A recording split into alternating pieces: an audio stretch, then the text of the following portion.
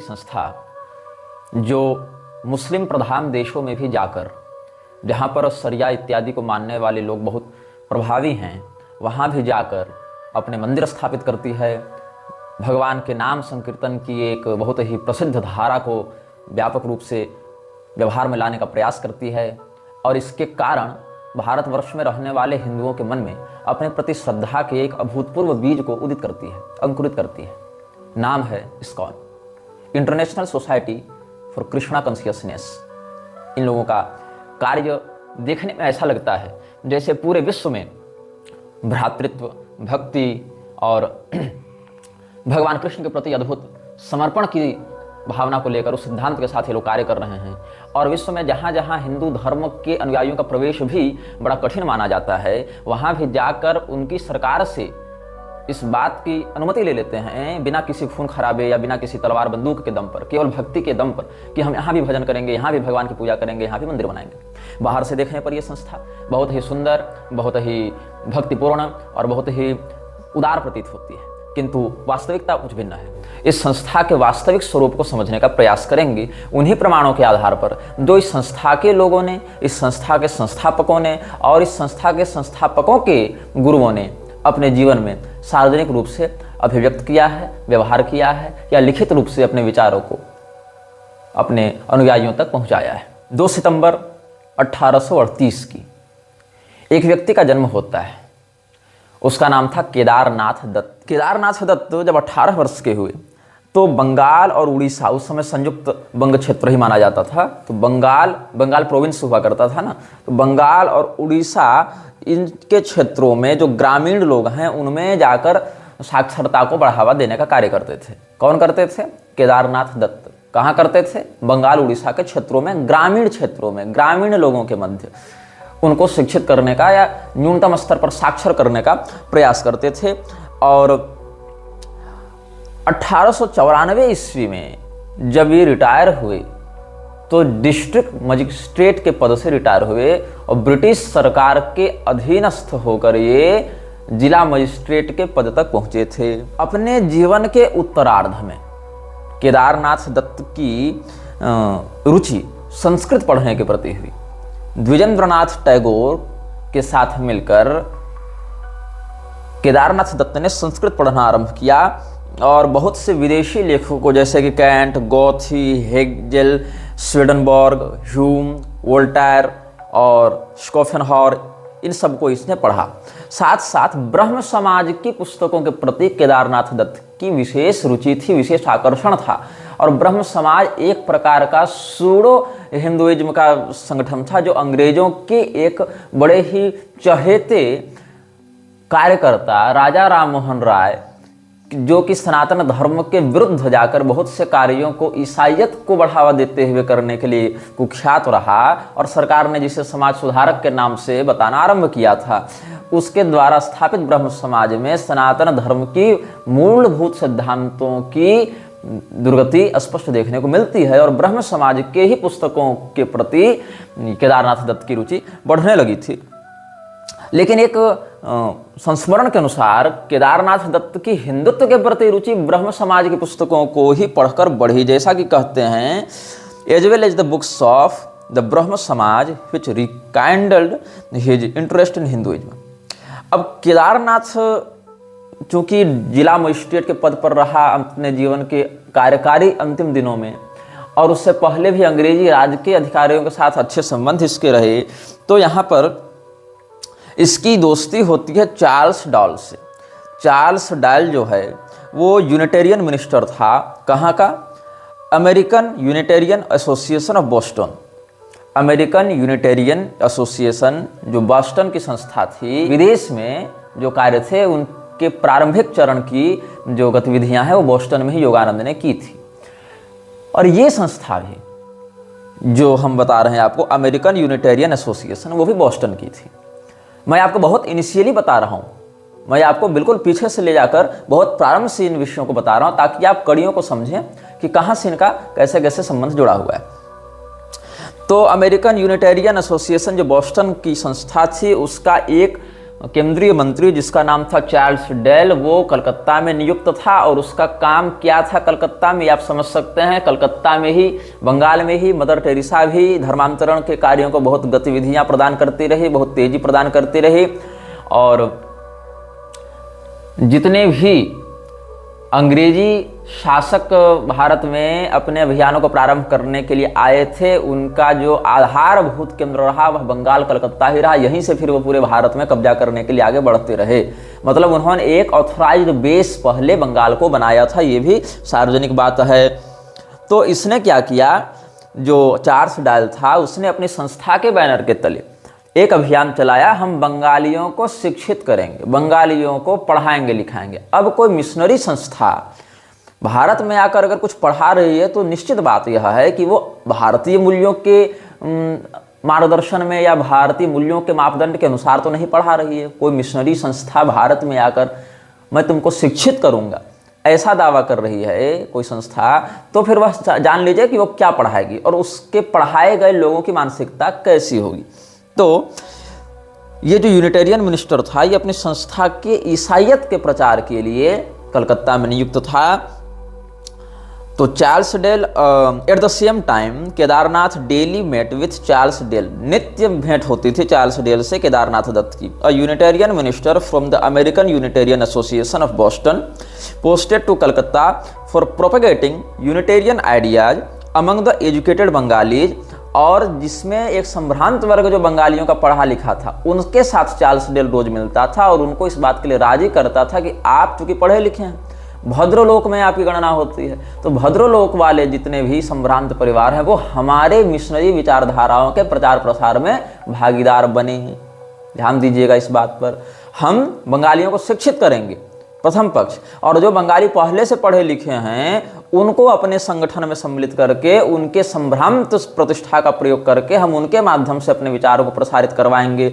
इस उद्देश्य से बोस्टन की संस्था अमेरिकन यूनिटेरियन एसोसिएशन ने अपने केंद्रीय मंत्री चार्ल्स डेल को कलकत्ता भेजा था। और चार्ल्स डेल के साथ रोज भेंट किसकी होती थी, केदारनाथ दत्त की।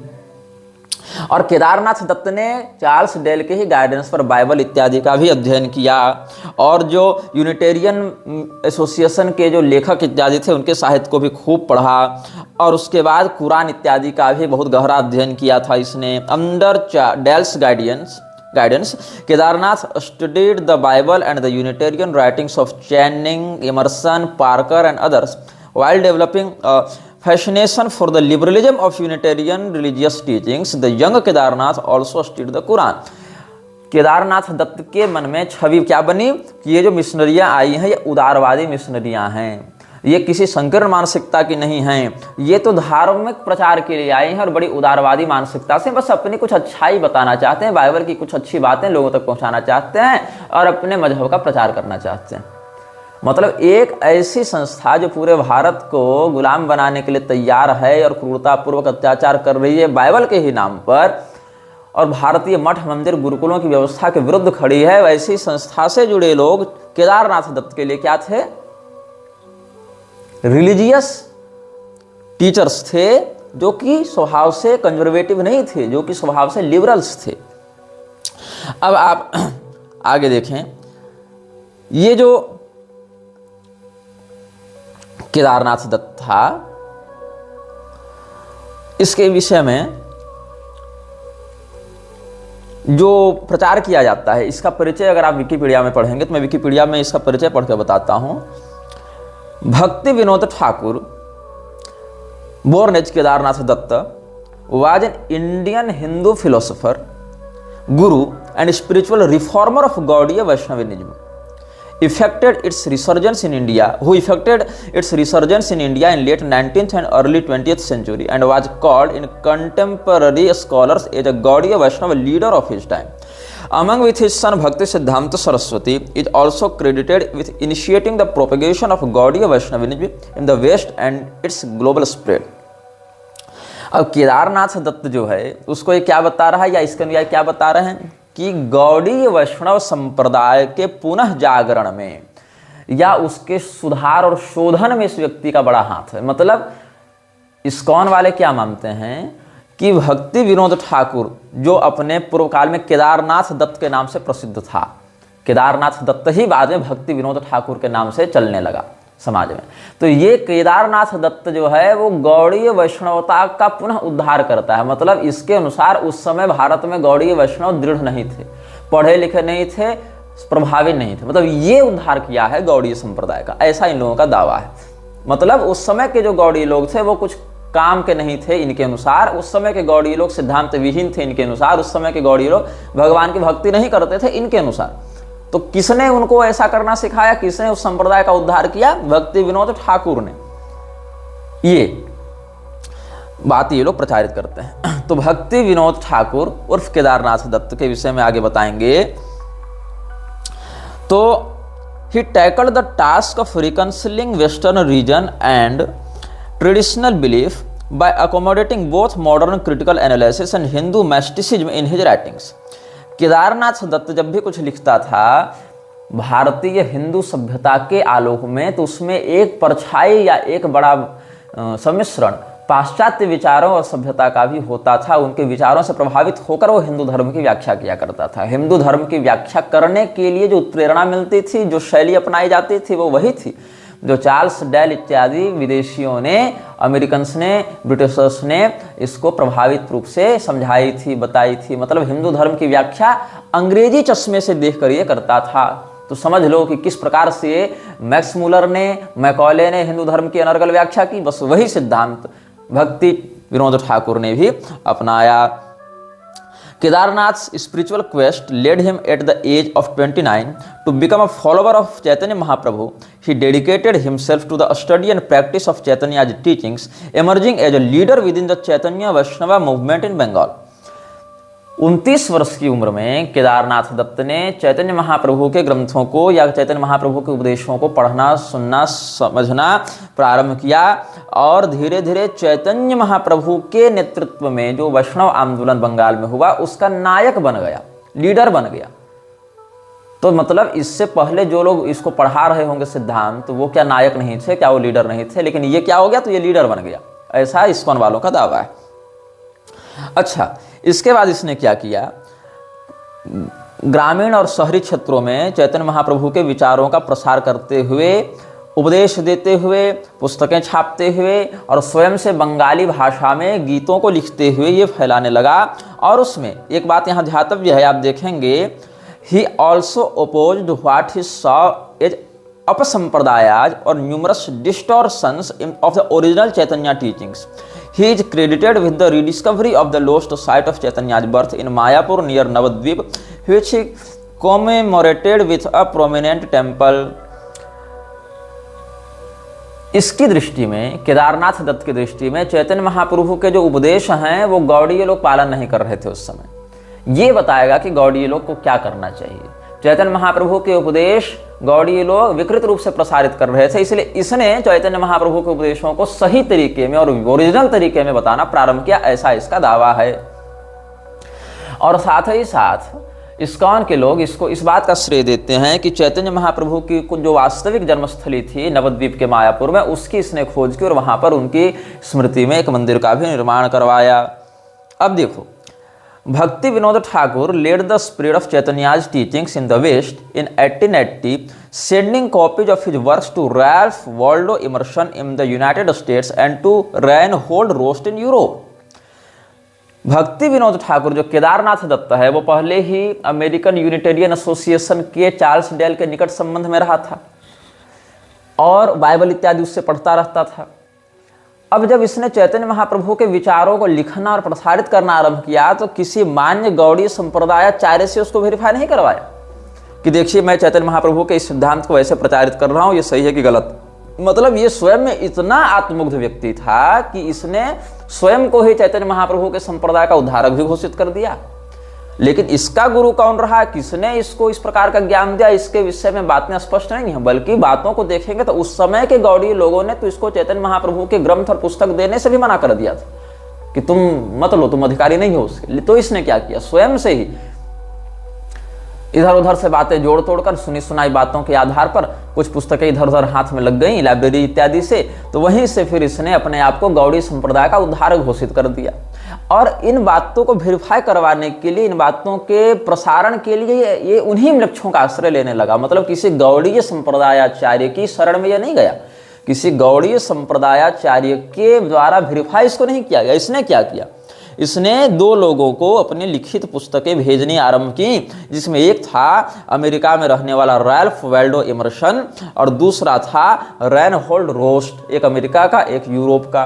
इसमें जो इमर्सन भाई साहब हैं वो आप गूगल में कभी सर्च करेंगे तो ये अलग अलग धर्मों के, मतलब अलग अलग मान्यताओं के, धर्म तो केवल सनातन है, अलग अलग मान्यताओं की खिचड़ी बनाकर एक नए ही रूप में प्रस्तुत करने के लिए भी प्रसिद्ध रहे हैं। ठीक है, आगे क्या हुआ, इसने the revival of Gaudiya Vaishnavism, the revival of Gaudiya Vaishnavism effected by Bhakti Vinod spawned one of India's preaching missions of the early 20th century, the Gaudiya Math headed by his son and spiritual heir Bhakti Siddhanta Saraswati. Gaudiya वैष्णवता के पुनः जागरण का स्वयं को श्रेय देते हुए जब इसने देखा कि गौड़ीय संप्रदाय वाले तो हमको मान्यता नहीं दे रहे, गौड़ीय संप्रदाय वाले हमको महत्व नहीं दे रहे, तो इसने क्या किया, इसने एक एनजीओ बनाया और उस एनजीओ का नाम रख लिया गौड़ीय मठ। नाम ही रख लिया गौड़ीय मठ। तो जो गौड़ीय मठ है ना, वो गौड़ीय संप्रदाय नहीं है। गौड़ीय मठ क्या है, केदारनाथ दत्त के द्वारा गौड़ीय संप्रदाय से मिलते जुलते दिखने के लिए एक बनाया गया एनजीओ है। और ये हमको कब पता चला, ये तब पता चला जब गौड़ीय संप्रदाय के ही एक आश्रम में हम महाराष्ट्र में गए थे। 4 दिनों तक हमने भक्ति सूत्र पर व्याख्यान किया था। तो हमने अपने फेसबुक, यूट्यूब इत्यादि पर लिखा कि गौड़ीय मठ में व्याख्यान हुआ, तब उन्होंने कहा नहीं नहीं, हम लोग गौड़ीय मठ नहीं हैं, हम लोग गौड़ीय संप्रदाय हैं। गौड़ीय मठ एक अलग संस्था है, उन्होंने अपना नाम ही गौड़ीय मठ रख लिया है। तो लोगों को भ्रम हो जाता है कि गौड़ीय संप्रदाय ही गौड़ीय मठ है और मठ ही संप्रदाय है। अब जैसे कोई शांकर मठ कहे तो लगेगा है कि शांकर मठ मतलब शंकराचार्य जी की गद्दी, शांकर संप्रदाय का मठ, ये लगेगा। लेकिन इन लोगों ने क्या किया, ऐसा नहीं, गौड़ीय संप्रदाय अलग है, गौड़ीय मठ उनकी निजी संस्था है, गौड़ीय मठ उनका एक एनजीओ है, खुद का उन्होंने एक एसोसिएशन बना रखा है और नाम रखा गौड़ीय, ताकि उस रंग से, उस तिलक से, उस इष्ट परंपरा के एक नकल से, उस नाम गौड़ीय शब्द के नकल से ऐसा लगे कि हम तो माध्व गौड़ीय संप्रदाय के हैं। इस प्रकार से भ्रम चला जावे। अब आगे देखो, ये जो संस्था का इसने निर्माण किया, उसी संस्था का उत्तराधिकारी किसको बनाया, अपने लड़के को बनाया, जिसका नाम था बिमला दत्त। और ये बिमल दत्त जो है वही बाद में बन गया भक्ति सिद्धांत सरस्वती। इस पर भी आगे आएंगे। और यहाँ तक क्या हो गया, जब गौड़ीय मठ से प्रभुपाद की ही नहीं बनने लगी बाद में, तो प्रभुपाद ने भी विद्रोह करके अपनी खुद की संस्था डाल रखी, जिसका नाम रख दिया इस्कॉन।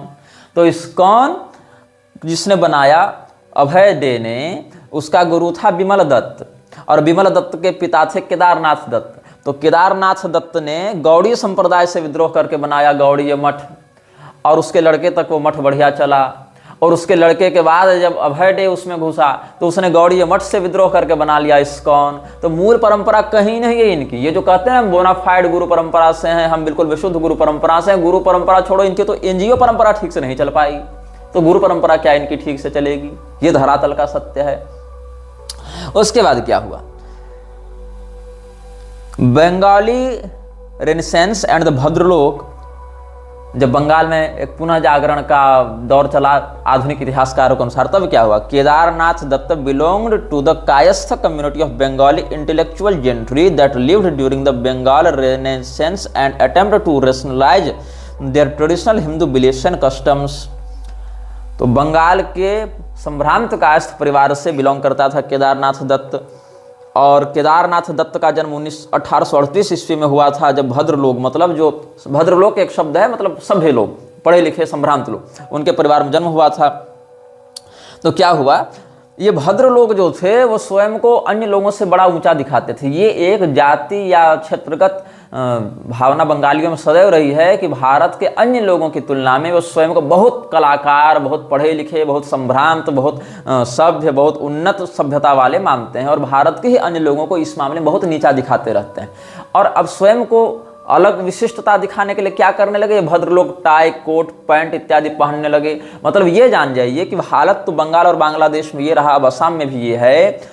अगर एक गैर बंगाली हिंदू है तो वो एक बंगाली हिंदू के लिए एक बंगाली मुसलमान की अपेक्षा ज्यादा शत्रु है। ये सत्य है, ये हमने अनुभव किया है। सब लोगों को मैं नहीं कह रहा, लेकिन एक सामुदायिकता के दृष्टिकोण से देखें तो एक बंगभाषी मुसलमान एक बंगभाषी हिंदू के लिए मित्र हो जाएगा, लेकिन एक गैर बंगाली हिंदू बंगाली हिंदू के मित्र के रूप में स्थापित नहीं हो पाएगा। ये लोग देखते हैं। जैसे अगर आप जाकर उसके सामने अवधी बोलें, भोजपुरी बोलें किसी बंगाली हिंदू के सामने, तो वो आपसे उतना प्रेम नहीं करेगा, आपको उतना सहयोग नहीं देगा जितना एक बंगाली बोलने वाले मुसलमान को कर देगा, बंगाली बोलने वाले ईसाई को कर देगा। ये भावना हमने नोटिस की और बहुत लोगों ने ये भावना भी नोटिस की होगी। सब लोग को तो मैं नहीं कहता ऐसा, कुछ तो अच्छे हैं ही, लेकिन एक व्यापकता ऐसी देखने को मिलती है।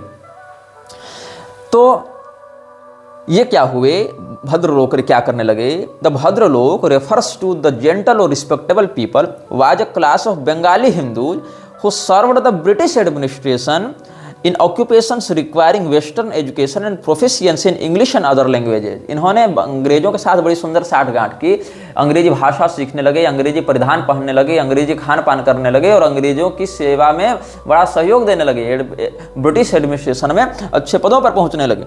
And exposed to and influenced by the western values of the British including the latter's condescending attitude towards cultural and religious traditions of India, the Bhadralok started calling into question and reassessing the tenets of their own religion and customs।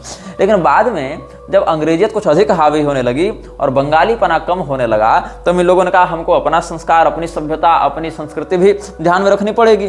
तब इन लोगों ने क्या किया, बंग पुनर्जागरण के नाम से एक अभियान चलाया, जहां पर ये लोग अपनी सभ्यता मान्यता को अंग्रेजियत के द्वारा अधिग्रहित होने से बचाने के लिए कुछ सांस्कृतिक कार्यक्रम करने लगे, कुछ पुस्तकें लिखने लगे, कुछ संप्रदायों की बातों की ओर आने लगे। इससे क्या हुआ, जो विभाग था बंगालियों में वो दो प्रकार से हो गया। एक, जिनको अंग्रेजी शासन का पैसा, वहां से मिलने वाला रुतबा, वहां से मिलने वाले टाइटल्स, ये सब की लत लग चुकी थी, उन्होंने इसको स्वीकार नहीं किया। और दूसरे, जो लोग अंग्रेजी शासन के विरुद्ध आंदोलन इत्यादि करने के पक्षधर थे कि अंग्रेजियत तो हमको जितना फायदा दे रही है उससे अधिक क्षति पहुंचा रही है, वो लोग दूर होने लगे। तो इसमें एक दरार पड़ने लगी, भद्रलोक के दोनों छोरों में एक दरार पड़ने लगी और इस दरार को पाटने के लिए किसी एक ऐसे व्यक्ति का या समुदाय का उदित होना आवश्यक था जो अपनी बंगाली संस्कृति पर गर्व करते हुए अंग्रेजों के मध्य अपना इन्फ्लुएंस बढ़ाए। बाद में क्या हुआ कि जब इनका परिवार आर्थिक संकट में घिरा था तो ये सब माइग्रेट कर गए थे ऊला की ओर। वहाँ से फिर ये अपने नाना के घर चले गए थे, ईश्वर चंद्र मुस्तफी के पास चले गए थे, जो एक उदारवादी जमींदार रहे अपने समय में, ऐसी भी बातें कही जाती हैं। फिर यहाँ पर इंग्लिश स्कूल में इनका एडमिशन बाद में हुआ, यहाँ पर पढ़ाई लिखाई की। आगे बहुत कुछ बंगाल में जब फेमाइन्स आए, महामारी, अकाल इत्यादि पड़े तो इनका घर परिवार इधर उधर भटकता ही रहा, एक जगह टिक कर नहीं रह पाए। ये सब होते होते आगे आप देखेंगे तो चूँकि पिता और माता दोनों पक्ष से सब बड़े बड़े जमींदार रहे थे, लेकिन अकाल के कारण, बार बार माइग्रेशन के कारण इनकी जो संपत्ति थी वो समाप्त होती गई। ये सब बातें, और बहुत ज़्यादा कर्ज हो गया था इनके जीवन में, बहुत ज़्यादा इनका परिवार कर्ज में डूबा हुआ था। ये सब हुआ और इन लोगों को ये he felt unconvinced by conventional explanations and started doubting the reality of many Hindu gods and goddesses worshipped in Hindu temples, village temples. एक समय केदारनाथ दत्त नास्तिक भी हो गए, क्योंकि बंगाल में इतने उपद्रव होते थे, इतने अकाल पड़ते थे, इतनी महामारियां होती थीं और अंग्रेजी शासन के द्वारा उनके ऊपर और अत्याचार किए जाते थे। विश्व युद्ध से अधिक भीषण तो बंगाल का अकाल पड़ गया लोगों के लिए, और उस समय भी अंग्रेजी शासन अनाज छीन छीन कर विदेश भेजती रही, और विदेश में पहले भारत का अनाज भेजा गया, फिर भारत में वापस अनाज लाने के लिए कैसे नालायकों ने सौदे कर रखे, इसके विषय में भी हम आगे के अनुभागों में आप सबों को बताएंगे, सप्रमाण बताएंगे। तो जितने भी लोग गांव में देवी देवताओं की पूजा करते थे, उनके प्रति केदारनाथ का विश्वास डिगने लगा। मतलब ये कोई पहले से श्रद्धालु व्यक्ति नहीं था, ये अपने जीवन में नास्तिकता को भी अनुभव कर चुका था और मिशनरियों के प्रभाव में भी रह चुका था। और सोचो कि जो व्यक्ति अपने जीवन में नास्तिक रह चुका हो, जो व्यक्ति अपने जीवन में ईसाइयत के पूर्ण प्रभाव में रह चुका हो, जो व्यक्ति अपनी लिखी हुई पुस्तकों को वेरीफाई करने के लिए अंग्रेजों और अमेरिकन के पास ही भेजता रहा हो, ऐसा व्यक्ति स्वयं को चैतन्य महाप्रभु के संप्रदाय का उद्धारक बता रहा है, गौड़ीय वैष्णवता का एक आचार्य बता रहा है, समझ रहे हो तुम इस बात को? उड़ान मच्छर भर के नहीं है और नाम रखना है अपने आप का गरुड़, सुपर्ण वैनतेय। अब क्या हुआ, ये सब धीरे धीरे जब निराशा, नास्तिकता ये सब होने लगी, तो एक बूढ़ी महिला उसको मिली, बोले सुनो तुम राम राम पहले भजन करो, तब तुम्हारी कुछ बुद्धि सुधरेगी। तो एक बूढ़ी महिला के निर्देश पर ये राम राम राम राम जपने लगा और धीरे धीरे फिर कलकत्ता पहुंचा। कलकत्ता में यूरोपी तौर तरीके, जीवन इत्यादि को इसने देखा और फिर अपनी पढ़ाई लिखाई छोड़कर पहले इसने अपने नाना की संपत्ति को बचाने का प्रयास किया। फिर 1852 ईस्वी में फिर उला छोड़कर ये कलकत्ता फिर आया। अपने काशी प्रसाद घोष जो वहाँ पर एक पत्रकार, ये अखबार के संपादक थे, उनके यहाँ आकर कुछ दिन नौकरी की, कुछ दिन वहाँ रहे। उसके बाद काशी प्रसाद घोष के यहाँ 1858 ईस्वी तक 5-6 साल ये रहा और फिर धीरे धीरे ये वेस्टर्न फिलोसॉफिकल और पोएटिक पॉलिटिकल चीज़ों में इंटरेस्ट रखने लगा। अब इसके बाद क्या हुआ, एक हिंदू चैरिटेबल इंस्टीट्यूट था, 1852 से 56 के मध्य उसने वहाँ पढ़ाई लिखाई की कुछ, और ईश्वर चंद्र विद्यासागर इत्यादि के संपर्क में भी आया। These external events as well as the internal conflict between morality and need moved Kedarnath towards introspection in search for a more appealing concept of God as accepted in Christianity and Vaishnavism. यहाँ ध्यान देना, क्रिश्चियनिटी के साथ ये लोग Hinduism को नहीं रखते हैं, कभी नहीं। क्रिश्चियनिटी के सापेक्ष वैष्णवता को रखते हैं और ये कहता है कि जो ईश्वर का सिद्धांत ईसाइयत में है और जो ईश्वर का सिद्धांत वैष्णवता में है, दोनों एक है, इसलिए दोनों को जोड़कर ये लोग देखते हैं। तो इसने सोचा कि हम ईश्वर की एक व्यापक परिभाषा खोजें, ऐसी परिभाषा जो ईसाइयत से भी मिलती हो और वैष्णवता से भी मिलती हो, ऐसी एक खोज में गया। तो क्या हुआ, इसने marking this period of his life was Kedarnath interest in Gaudiya Vaishnavism and particularly in the persona and teachings of Chaitanya Mahaprabhu. अब इसका ईसाइयत वाला भाग तो पुष्ट था, क्योंकि चार्ल्स डेल ने इसको खूब बाइबल पढ़वाई थी। अब इसको अपने आपको ईसाई कहने में तो शर्म आ रही थी, क्योंकि यहाँ से सामाजिक विरोध प्राप्त हो जाएगा कि ये तो ईसाई बन गया। तो इसको अपने लिए वैष्णवता का कोई ठप्पा लगाना आवश्यक लगने लगा। और वैष्णवता कहाँ बंगाल में खोजें, तो गौड़ीय संप्रदाय ही इसको मिला। तो सोचा कि गौड़ीय संप्रदाय में हम घुसपैठ करते हैं, उस समय इसने सोचा। और चैतन्य महाप्रभु के व्यक्तित्व और उपदेश की आड़ में फिर हम अपना काम करते हैं। तो Kedarnath tried to acquire a copy of Chaitanya Charitamrita and the Bhagavata Purana principal scriptures for Gaudiya Vaishnavas but failed. क्या हुआ, गौड़ीय वैष्णव के मध्य जाकर इसने प्रयास किया कि हम भागवत महापुराण प्राप्त करें और चैतन्य चरितामृत प्राप्त करें, क्योंकि यही दोनों पुस्तकें गौड़ीय वैष्णवों के सिद्धांत के आधारभूत रूप में स्थापित थीं। लेकिन बट फेल्ड, लेकिन गौड़ीय संप्रदाय के उस समय वैष्णवों ने इसको न भागवत महापुराण ही दी, न चैतन्य चरितामृत ही दिया। कुछ तो कारण रहा होगा। तब इसने क्या किया, however his interest in Chaitanya's teaching, an example of love for Krishna, the personal form of God, coupled with Chaitanya's grace and ethical integrity, became the decisive theme of his life and mission. लेकिन जब इसको चैतन्य चरितामृत और भागवत पुराण नहीं मिले, तब कथित तौर पर इसका प्रेम कृष्ण भगवान के लिए और बढ़ गया। अच्छा प्रेम इतना बढ़ा कि इसने बाद में जो पुस्तकें लिखी उसको इमर्सन इत्यादि के पास भेजता रहा, अमेरिका यूरोप भेजता रहा, यहाँ नहीं भेजता रहा। चार्ल्स डेल वहाँ से अमेरिका से आकर इसको पढ़ाता है, फिर यहाँ से गौड़ीय संप्रदाय के पुस्तकों को लेने का प्रयास करता है, असफल रहने पर इधर उधर से जुगाड़ करता है और वहाँ से बातें लिखकर वहीं वापस भेजता है, जैसे कोई एजेंट काम करके अपनी रिपोर्ट को हेडक्वार्टर भेजता है, उसी तरीके से।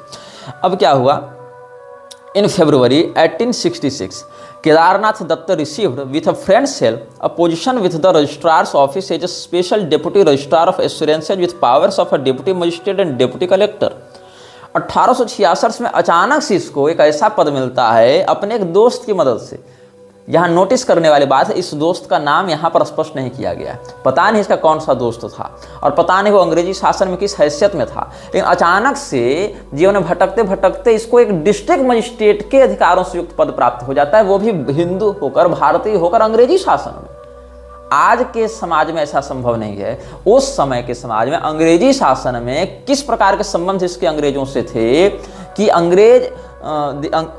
अमेरिकी एक एजेंट आता है यहाँ मिशनरी प्रचार करने के लिए, वो इसको बाइबल पढ़ाता है। गौड़ीय वैष्णव संप्रदाय के पुस्तकें ये प्राप्त करने में जब गौड़ियों के द्वारा मना कर दिया जाता है, तब इधर उधर से जुगाड़ करके कुछ लिख कर ये भेजता है अंग्रेजों के पास, विदेश भेजता है, अमेरिकन के पास भेजता है और फिर इसको यहाँ पर डिस्ट्रिक्ट मजिस्ट्रेट बना दिया जाता है, वैसे अधिकार दे दिए जाते हैं। कहाँ का, सारण जिला छपरा, वहाँ पर ये बन गया, डिस्ट्रिक्ट मजिस्ट्रेट का अधिकार इसको प्राप्त हो गया और छठे रैंक के अधिकारी से अपनी सिविल सर्विसेज की सेवा में ये दूसरे स्तर तक पहुंच गया। During the next 28 years Kedarnath rose through the ranks of civil services from 6th grade to 2nd grade which entailed authority. In colonial Bengal, a job at the executive government service staffed by the Bhadralok, except for the top management tier occupied by the British, was the coveted achievement. देखो, अंग्रेजी शासन में मुख्य सत्ताधारी के अतिरिक्त नीचे भद्रलोक को बहुत नौकरियां दी जाती थी, यही सब काम को प्रसारित करने के लिए। तो इसने जब प्रचार किया कथित रूप से गौड़ीय वैष्णवता का, तो कैसा किया? भक्ति विनोद, मतलब जो केदारनाथ दत्त है, adapted his message to the western mind by borrowing popular Christian expressions such as universal fraternity, cultivation of the spirit, preach and church and deliberately using them in a Hindu context. समझ रहे हो, ये हिंदू धर्म की परिभाषा को व्यक्त करने के लिए, हिंदू धर्म के सिद्धांतों को प्रसारित करने की आड़ में क्या करता था? Bhakti Vinoda adapted his message to the western mind by borrowing popular Christian expressions such a universal fraternity, cultivation of the spirit, the holy father और सन एंड होली स्पिरिट कहते हैं ना, father in the heaven and the his son and the holy spirit, ये सब, preach and church and deliberately using them in a Hindu context, ये रहस्य चल रहा है। तो इसी केदारनाथ दत्त ने स्थापना की थी गौड़ीय मठ की। अब क्या हुआ? इसका एक लड़का था जिसका नाम था बिमला प्रसाद दत्त। बिमला प्रसाद दत्त जब पैदा हुआ था तो उसकी जो नाल थी, बच्चे की जो नाल होती है ना, वो बाएं कंधे से दाएं कंधे की, दाएं पसली की ओर लिपटी हुई थी। तो इन लोगों ने बड़ी सुंदर उसकी एक कहानी गढ़ दी कि ये तो कोई अवतार लगते हैं जो साक्षात जनेऊ पहनकर पैदा हुए हैं। ये देखो, मतलब बच्चा अगर जन्म ले रहा है, उसकी नाल जो है वो ऐसे लिपटी हुई थी, शरीर में कहीं भी लिपट सकती है। तो इन्होंने क्या कह दिया कि मेरा बेटा तो साक्षात अवतार है और ये जनेऊ पहनकर पैदा हुआ, इसलिए आचार्य होगा। जबकि ये लोग कायस्थ थे, ब्राह्मण नहीं थे, लेकिन इसने क्या कह दिया कि ये तो आचार्य होगा, क्योंकि इसको स्थापित भी तो करना था ना इस रूप में स्वयं को। तो क्या हुआ,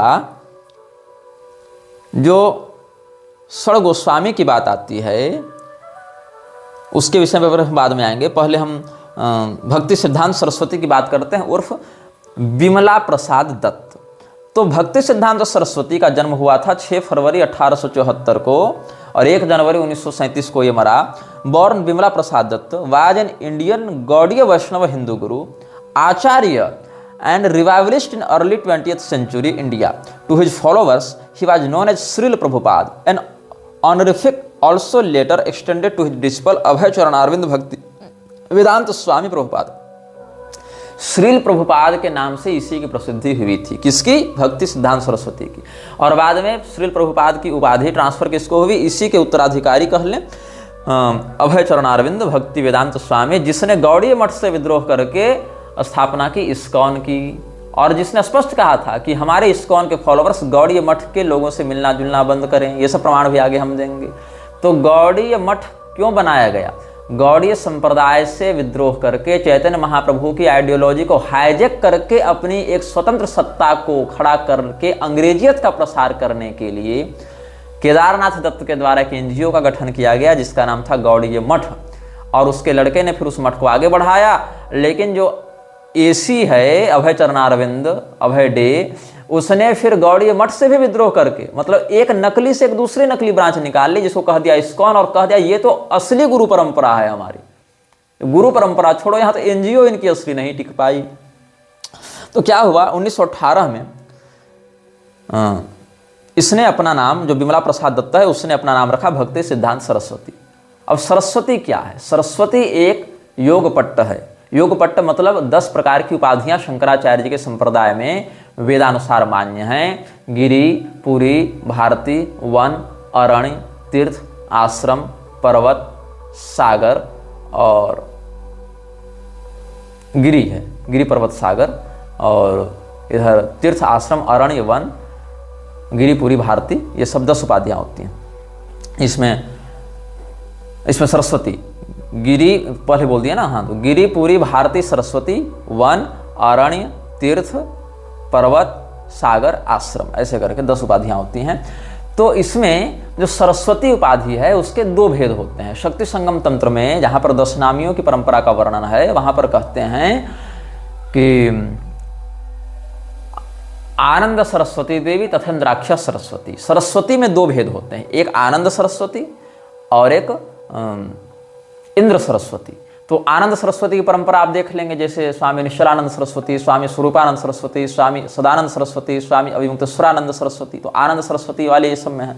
और इंद्र सरस्वती की परंपरा केवल कांची और उससे जुड़े सन्यासियों में प्राप्त होती है, जहाँ पर जयेंद्र सरस्वती, स्वामी चंद्रशेखरेंद्र सरस्वती, स्वामी विजयेंद्र सरस्वती, ये सब, स्वामी सदाशिवेंद्र सरस्वती, ये सब हैं। एक अभी स्वामी मृगेंद्र सरस्वती ब्रह्मलीन हुए, कांची की परंपरा के थे। तो इंद्र सरस्वती और आनंद सरस्वती, ये 2 प्रकार के सरस्वती नामक सन्यासियों की बात शास्त्र वर्णित करते हैं, जिसमें इंद्र सरस्वती की परंपरा कांची में है और श्रृंगेरी इत्यादि की प्रधानता से अन्य पीठों में फिर आनंद सरस्वती की परंपरा बढ़ी है। लेकिन इसने, विमला प्रसाद दत्त ने अपने आप को इन दोनों में से किसी परंपरा में नहीं रखा।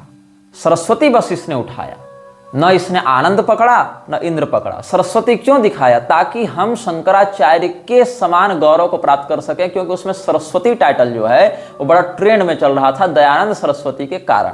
तो ऐसा लोगों को लगा कि सरस्वती टाइटल लगाना बहुत बड़े ज्ञानी का परिचायक है, तो इसने अपना नाम रख लिया सरस्वती। जबकि जो सरस्वती आस्पद है वो भी केवल ब्राह्मण के लिए है दंड संन्यास लेने पर।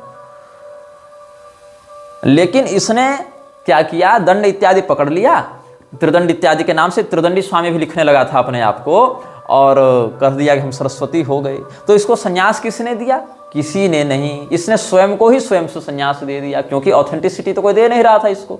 तो 1914 ईस्वी में केदारनाथ दत्त की मृत्यु हुई। 1915 ईस्वी में गौर किशोर दास बाबा जी की मृत्यु हुई। अब गौर किशोर दास बाबा जी वही व्यक्ति थे जिनके पास ये विमला प्रसाद दत्त आता जाता रहता था। तो ये जो बाबा जी थे ये भजन इत्यादि में अपना लगे रहते थे, उन्हीं की संगति में रहते हुए कुछ इसका जान परिचय बढ़ा। तो क्या किया इसने? 1918 following the 1914 death of his father and the 1915 death of his guru Gaur Kishore Das Babaji, Vimala Prasad accepted the Hindu formal order of asceticism sannyasa from the photograph of his guru and took the name Bhakti Siddhant Saraswati Goswami। अब सरस्वती लगाने पर इसको संदेह हुआ कि हम कहीं अपने गौड़ीय लाइनेज के द्वारा है तो न निकाल दिए जाएं, क्योंकि गौड़ीय मठ के नाम से हमारे फादर श्री तो एक चला कर गए हैं फ्रॉड। तो गौड़ीय मठ तो गौड़ीय संप्रदाय है नहीं, वो तो गौड़ीय संप्रदाय वालों ने मेरे पिता को पुस्तक तक नहीं दी थी। इसने अपनी एक अलग एनजीओ बनाई और वहां से लिख लिख कर अंग्रेजों से वेरीफाई करवाता रहा।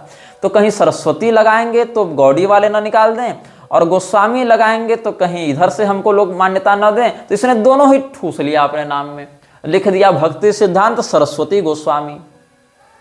समझ रहे हो? और ये उपाधि इसको किसी ने नहीं दी।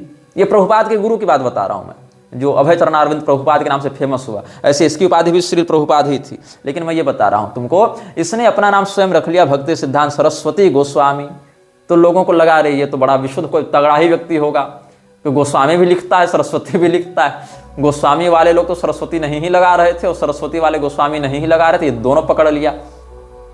और संन्यास किसने दिया? तो किसी ने नहीं दिया। अपने गुरुजी की फोटो को गुरुजी के देहावसान के 4 वर्ष के बाद, 3-4 वर्ष के बाद इसने एक दिन रखा, उन्हीं के सामने कहा कि हम सन्यासी हो गए, और कहा कि हमने साक्षात अपने गुरुजी से ये दीक्षा ली है। तो ये तो वही बात हो गई कि कोई व्यक्ति जो है वो आदि शंकराचार्य जी का फोटो सामने रख ले और कहा कि हम तो आदि शंकराचार्य जी के डायरेक्ट सन्यासी शिष्य हो गए। तो कोई उठे रामानुजाचार्य जी का फोटो लगा ले और कह दे हम तो रामानुजाचार्य जी के डायरेक्ट शिष्य हो गए। लेकिन इस व्यक्ति को थोड़ी सी और बुद्धि लगानी चाहिए थी। ये तो स्वयं को मध्वाचार्य जी के लाइन में बताते हैं ये लोग ना, तो मध्वाचार्य जी का ही फोटो डायरेक्ट रख लेता।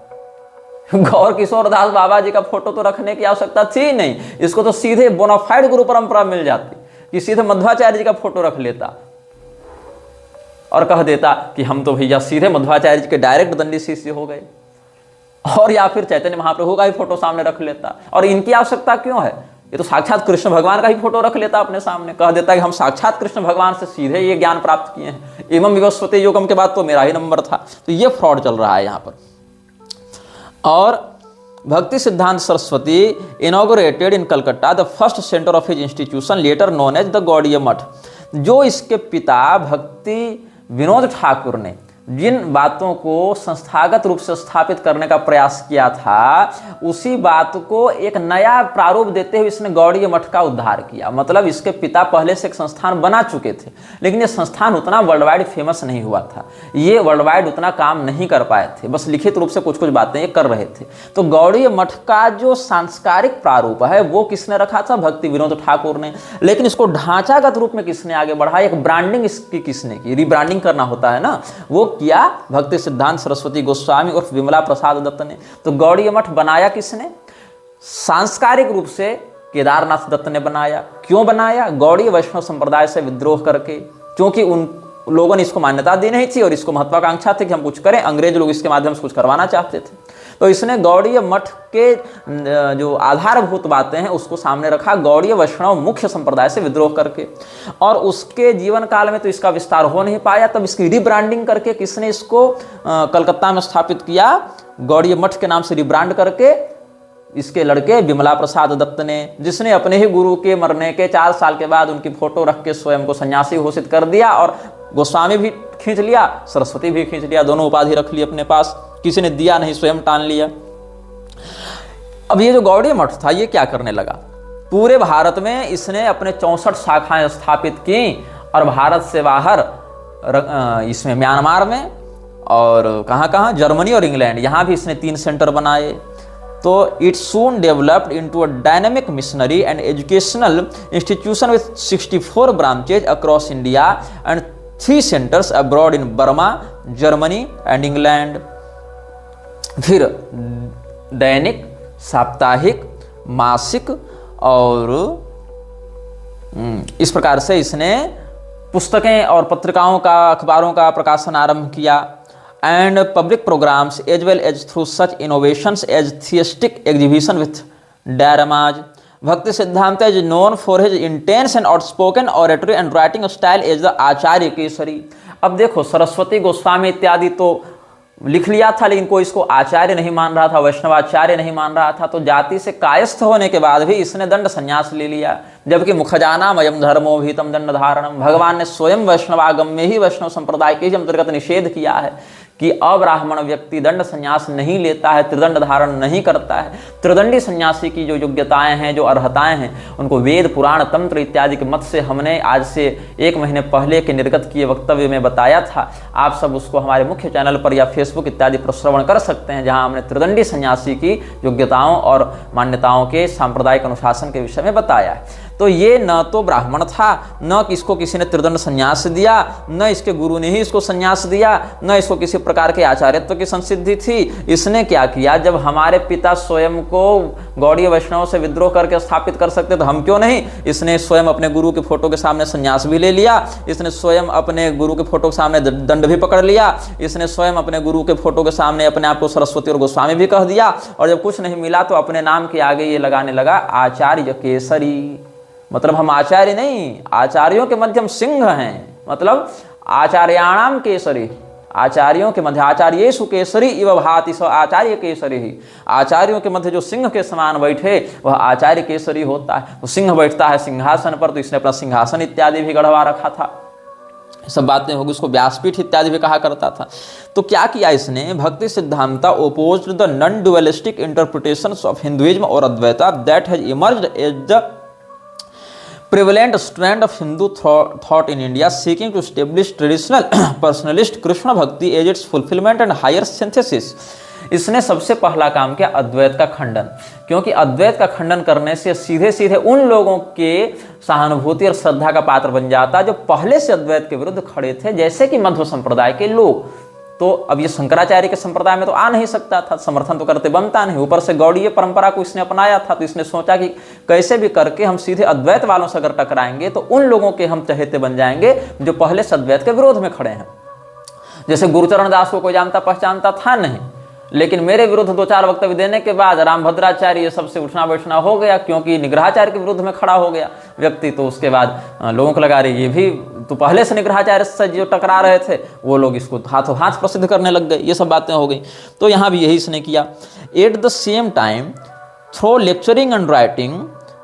अब देखो, अद्वैत की ही केवल बात नहीं, अगर केवल द्वैत और अद्वैत की ही बात करें तो द्वैतवादी आचार्यों ने भी वर्णाश्रम धर्म की निंदा नहीं की है, स्मृत्युक्त कर्तव्यों की निंदा नहीं की है। स्मार्त मतलब स्मृति के आधार पर चलने वाले, स्रोत मतलब श्रुति के आधार पर चलने वाले, तो जो स्मार्त परंपरा के लोग हैं वो भी द्वैतवादियों में पाए जाते हैं। ऐसा नहीं कि मध्वाचार्य जी ने स्मृतियों का अप्रामाण्य कह दिया हो या स्मृतियों के विरुद्ध चले गए हो, ऐसा नहीं है। अद्वैत और द्वैत दोनों ही शाखाओं के आचार्यों ने अपने भाष्यों में, अपने उपदेशों में कम से कम वर्णाश्रम धर्म की और स्मृत्युक्त सदाचार की तो मान्यता रखी है और उसका समर्थन किया है। लेकिन इसने अद्वैत का खंडन करने के साथ साथ स्मार्तों का भी खंडन करना आरंभ किया। भगवत भक्ति की याड में इसने स्मार्तों का भी खंडन किया, जबकि स्मृति स्वयं भगवान की वाणी है। श्रुति स्मृति ममैवाग्य यस्त उल्लंघ्य वर्तते आज्ञा भंगी मम द्वेषी मद्भक्तोपि न वैष्णवः। भगवान स्वयं कहते हैं कि मेरी आज्ञा है वेद और स्मृति, और इन आज्ञाओं का उल्लंघन करने वाला व्यक्ति मेरा भक्त नहीं है, वैष्णव नहीं है। ये भगवान स्वयं कहते हैं। लेकिन स्वयं को भक्ति सिद्धांत नाम देने वाले इस व्यक्ति ने क्या किया, स्मृति का ही खंडन करना आरंभ किया।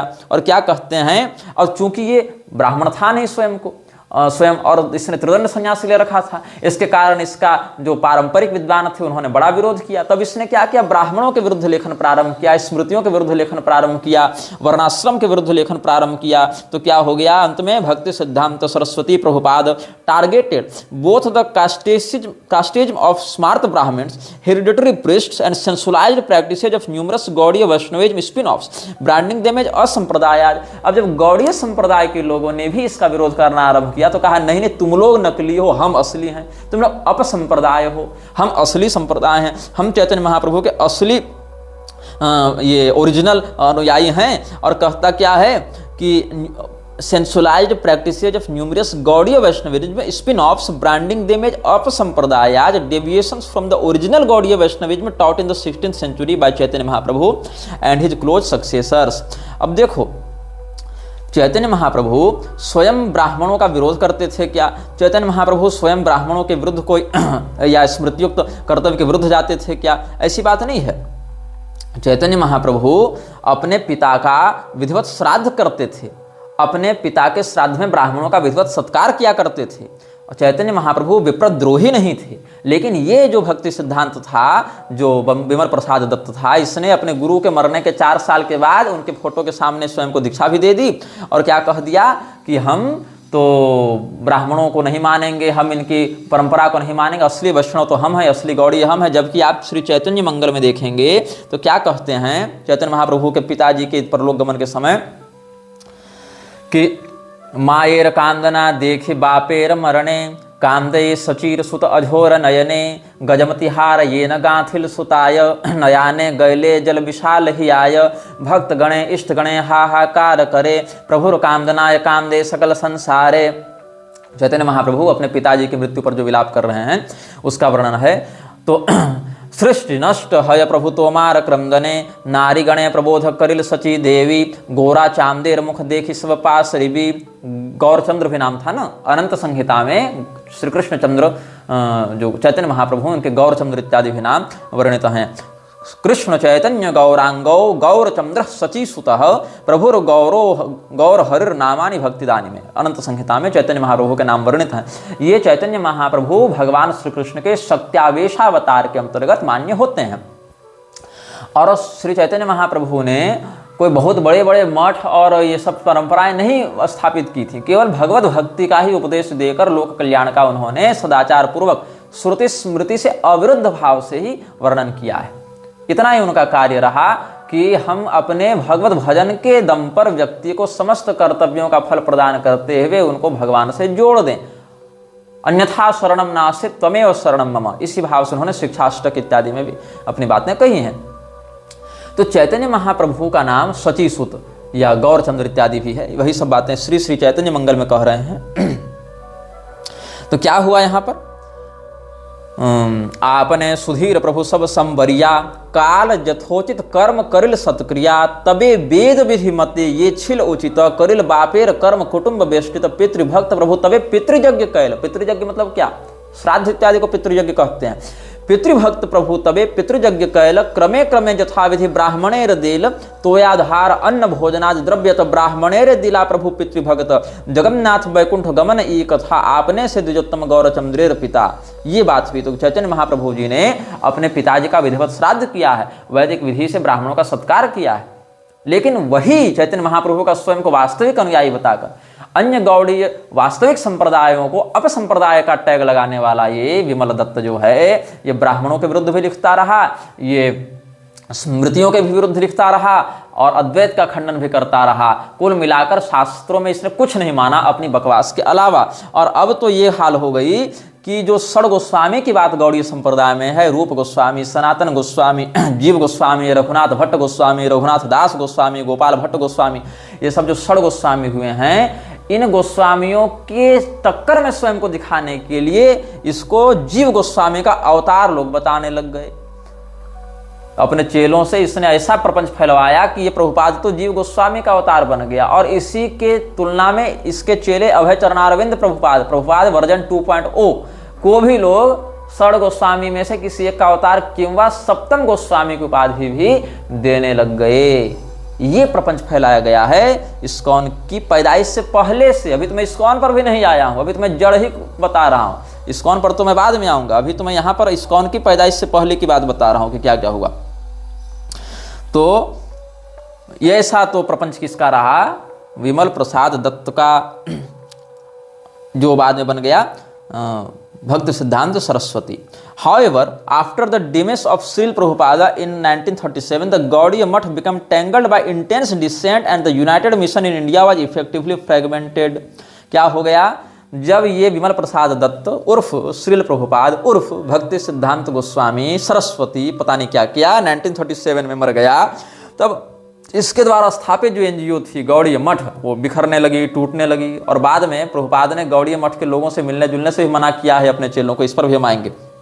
अपने ही गुरु के द्वारा स्थापित संगठन के विरुद्ध जाकर प्रभुपाद सेकंड ने अपना एक इस्कॉन खड़ा किया और इस्कॉन के लोगों को कहा कि तुम गौड़ी मठ वाले लोगों से मत मिलो, वो सब निशाचर हो गए, राक्षस हो गए हैं वो लोग। तो क्या हुआ, और ये जो पूरा का पूरा अभियान था वो खत्म हो गया इसका। तो over decades the movement regained it's momentum. In 1966 it's offshoot the international society for Krishna consciousness ISKCON was founded by भक्ति सिद्धांता डिसिपल एसी भक्ति वेदांत स्वामी Prabhupada in New York City and spearheaded the spirit of Gaudiya Vaishnava teachings and practice globally. Prabhupada's branch of Gaudiya Vaishnavism presently counts over 5 lakh adherents worldwide, with its public profile far exceeding the size of its constituency. तो निमाय चंद गोस्वामी के जो शिष्य रहे गौर किशोर दास बाबा, उनकी मृत्यु के 4 साल के बाद गौड़ीय मठ को फिर से रिब्रांड करते हुए भक्ति सिद्धांत सरस्वती गोस्वामी की उपाधि अपने से ग्रहण कर ली। किसने, विमल प्रसाद दत्त ने। और उसके 1937 में मरने के और लगभग 30 साल के बाद 1966 ईस्वी में जाकर इस्कॉन की स्थापना न्यूयॉर्क में जाकर किसने की, उसी के चेले प्रभुपाद सेकंड ने जो है अभय डे। तो क्या हुआ, on 27 1918 before leaving for Calcutta, Bhakti Siddhanta Saraswati resolved to become the first sannyasi of Gaudiya Vaishnavism post Chaitanya Mahaprabhu period, starting a new Gaudiya Vaishnava monastic order. देखो ये अलग लेवल फ्रॉड चल रहा है। चैतन्य महाप्रभु के बाद उस परंपरा में डायरेक्ट इकलौता सन्यासी कौन हुआ, कथित रूप से भक्ति सिद्धांत सरस्वती। जब 27 मार्च 1918 ईस्वी को इसने संन्यास लिया तो क्या कहा गया, मतलब चैतन्य महाप्रभु की परंपरा में चैतन्य महाप्रभु के बाद फिर कोई दूसरा सन्यासी नहीं हुआ। अच्छा, चैतन्य महाप्रभु भी किसी फोटो के सामने स्वयं को संन्यास नहीं दे दिए थे, उन्होंने भी केशव भारती स्वामी से संन्यास की दीक्षा विधिवत ग्रहण की थी, जो कि एक शांकर परंपरा के सन्यासी थे। यद्यपि ईश्वरपुरी इत्यादि से भी उन्होंने मंत्र ग्रहण किया था, इसीलिए मध्वाचार्य जी के भी संप्रदाय में उनका नाम आ जाता है और शंकराचार्य के संप्रदाय में भी आ जाता है, जबकि दोनों एक दूसरे के विरुद्ध चलने वाली मत पर आते हैं, एक द्वैत एक अद्वैत। अस्तु, इस पर हम बाद में चर्चा करेंगे जब वो प्रसंग आएगा तब। तो यहां पर क्या है, ये लोग ये दावा करते हैं अपने से डंडा उठाकर अपने से अपना नाम सरस्वती गोस्वामी धर के, वो भी गुरुजी फोटो के सामने इसने संन्यास ले लिया। और क्या कहता है कि चैतन्य महाप्रभु के बाद डायरेक्ट हम ही उस परंपरा में सन्यासी हुए हैं। और तुम लोग सब नकली हो, तुम लोग अपसंप्रदाय हो। ये इसने बकवास कर रखी थी। और क्या हो गया, on 27 March 1918 before leaving for Calcutta, Bhakti Siddhanta Saraswati resolved to become the first sannyasi of Gaudiya Vaishnavism post Chaitanya Mahaprabhu period और starting a new Gaudiya Vaishnava monastic order. Original नहीं है, new Gaudiya Vaishnava monastic order इसने बनाया। ये बोनाफाइड गुरु परंपरा नहीं है, खुद से एक एनजीओ खड़ी की, खुद से एक फोटो के सामने अपने आप को दीक्षा दी और अपने आप को सन्यासी कह दिया, और शंकराचार्य परंपरा से ले लिया सरस्वती और उधर से ले लिया गोस्वामी, और स्वयं को कह दिया कि चैतन्य महाप्रभु की परंपरा में, उनके बाद डायरेक्ट हम ही सन्यासी हो गए। ये फ्रॉड चल रहा है इस मत में, देख लो। और क्या कहता है, क्यों ऐसा किया भैया तुमने? तो क्योंकि कोई गौड़ीय वैष्णव सन्यासी था ही नहीं जो मुझे दीक्षा दे, इसलिए हमने डायरेक्ट खुद को सन्यासी बना लिया। तो क्या कहते हैं, since there was no other Gaudiya Vaishnava sannyasi to initiate him into the renounce order, he controversially set down before the picture of Gaur Kishore Das Baba ji and conferred the sannyasa upon himself. From that day on he adopted both the dress and the life of a Vaishnava renunciant with the name of Bhakti Siddhanta Saraswati Goswami. ये बात हो गई। तो ISKCON की पैदाइश से पहले से ये सब फ्रॉड चलते आ रहा है। पूरी की पूरी फ्रॉड लाइनेज पर ही इस्कॉन का सारा पाखंड टिका हुआ है। इस प्रकार से हमने आप सबों को सप्रमाण सारी बातें बताई हैं, और हमारे द्वारा कही गई बातों को आप कभी भी ऑथेंटिक सोर्सेज से, जो कि बहुत सारे डॉक्यूमेंट्स आर्काइव में मिल जाएंगे, बहुत से वीडियोज मिल जाएंगे आपको, बहुत से लेख मिल जाएंगे, बहुत से पारंपरिक खंडन मंडन की बातें आपको सार्वजनिक रूप से मिल जाएंगी, उनसे आप क्रॉस वेरीफाई भी कर सकते हैं। आगे के अनुभागों में फिर हम कई अनुभागों तक इस्कॉन के द्वारा किए जा रहे धार्मिक षड्यंत्र, और यहाँ तक कि इस्कॉन व्यापक नरसंहार की भी तैयारी कैसे करने के लिए अग्रसर है, ये सब में हम आपको बताएंगे आगे के अनुभागों में। यह वीडियो जल्द ही हटा दिया जा सकता है। कृपया थर्ड पार्टी ऐप्स का उपयोग करके डाउनलोड करें। आप इस वीडियो को अपने चैनल पर फिर से अपलोड भी कर सकते हैं।